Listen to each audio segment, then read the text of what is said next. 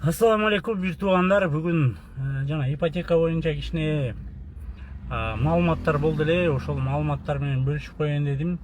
Биз деле кийинчерээк эле билдик. Жанагы неме боюнча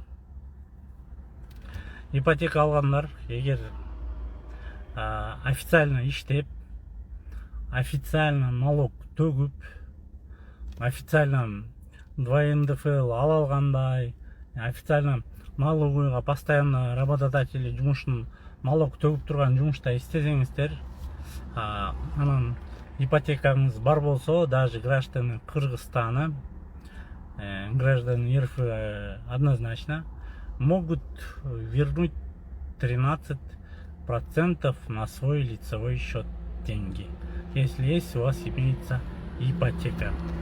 Ошондуктан эгер кимдир бирөө официально иштеген болсо, ипотечный кредити бар болсо, анан ар дайым налогту жумушунан, зарплатасынан алып, жумушунан төгүп турган болсо, ошонун 13%-ин кайрып алганга толук мүмкүнчүлүк бар. Дагы бир жолу айтып коеюн, только те, которые официально работают. Биздикилер сурай берет, мындай кайрып алса болобу деп. Жок, мындай кайрып алса болбойт. Только те, которые официально работает на фирме, и ошол фирма ага официально налог төлөп турган болсо, ошонун 13%-ин кайра кайтарып лицевой счетуна, анан ипотекасын анча мынча досрочно жаап койсо болот.